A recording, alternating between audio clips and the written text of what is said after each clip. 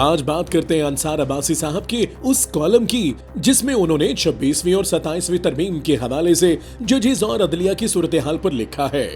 बज़ाहिर अंसार अब्बासी का कॉलम सख्त तनकीद लगती है, मगर हकीकत में वो तनकीद नहीं, पूरी की पूरी जस्टिफिकेशन है। अंसार अब्बासी ने पूरे कॉलम में एक ही बात को साबित करने की कोशिश की है कि भाई 27वीं तरमीम में ऐसी भी क्या बड़ी बात है। पहले भी जजेस आजाद नहीं थे, पहले भी फैसले कहीं और होते थे, पहले भी वो एस्टेब्लिशमेंट की मर्जी पर चलते थे, आज भी वही हो रहा है। तो फिर 26वीं और 27वीं तरमीम पर शोर की क्या जरूरत है। यानी अंसार साहब खराबी को बेनकाब करने के बजाय उसे नॉर्मल बना रहे हैं, इसे रूटीन कह रहे हैं। ये वही फलसफा है कि अगर घर पहले भी टपकता था तो आज अगर छत भी गिर गई तो क्या फर्क पड़ गया, घर तो पहले ही गैर महफूज था। मसला ये है कि अंसार अब्बासी ने खराबी को खराबी के तौर पर पेश ही नहीं किया, बल्कि ये बताया कि ये पहले भी होता था तो आज हो रहा है, तो घबराना किस बात का। अंसार अब्बासी साहब ने अदलिया की बेबसी दिखाई जरूर है, मगर इसे कंडम करने की बजाय नॉर्मलाइज कर दिया है कि जजेस पहले भी बेबस थे, अब भी बेबस हैं, तो फिर 27वीं तरमीम से फर्क क्या बढ़ गया। यही सबसे खतरनाक मंतक है। फिर उन्होंने ये सवाल भी उठाया कि इस दफा कोई वकला या अवामी मूवमेंट क्यों नहीं उठ रही, और जवाब भी खुद ही दे दिया कि जजेस ने अवाम को दिया क्या है, अवाम क्यों बाहर निकले। ये सारी थ्योरी ही गलत बुनियाद पर खड़ी है। पहले जब मूवमेंट चली थी तो अवाम जजेस के लिए नहीं निकले थे, जजेस खुद खड़े हुए थे।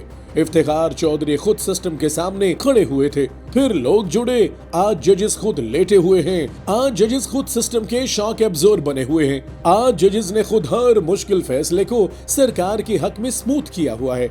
इस अदलिया के लिए कौन सड़क पर आएगा? ये कोई डीप फिलोसफिकल सवाल नहीं है, सादा सी बात है। मूवमेंट वहाँ चलती है जहाँ कोई खुद आगे खड़ा हो, यहाँ तो अदलिया सहूलतकार बनी हुई है, हर चीज अंडर द कारपेट जा रही है। इमरान खान के केसेस हो, 9 मई हो, ट्रिब्यूनल्स हो, आईनी तरामीम हो, सब कुछ तारीखों और सहूलतों के साथ सरकार के लिए मैनेज किया जा रहा है ताकि हुकूमत को हर फैसले को पक्का करने के लिए वक्त मिले। असल में अंसार अब्बासी साहब, आपने जो कुछ लिखा है वो वार्निंग नहीं है बल्कि मॉरल कवर है। ये कहना कि पहले भी ऐसा होता था, आज भी ऐसा हो रहा है, दरअसल 27वीं तरमीम को एक सॉफ्ट इंडोर्समेंट है।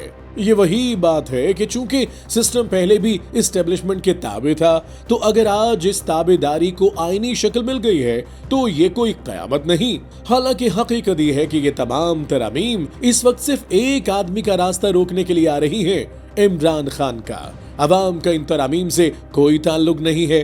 तो अंसार अब्बासी साहब, आपने खराबी को एक्सपोज नहीं किया, आपने खराबी को जस्टिफाई किया है, उसे रूटीन बताया है, उसे एक्सेप्टेबल बनाया है। मसला आपका जाविया है।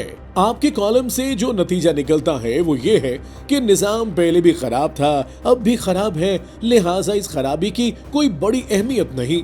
जनाब, यही सबसे बड़ा मसला है। जब तज्जियाकार आप जैसे इंटेलेक्चुअल बुराई को बुराई न कहकर इसे नॉर्मल कहें, तब रियासत इंजीनियरिंग मजबूत होती है, कमजोर नहीं। और अंसार साहब, आपका कॉलम इस इंजीनियरिंग को चैलेंज नहीं करता बल्कि सॉफ्ट जस्टिफाई करता है।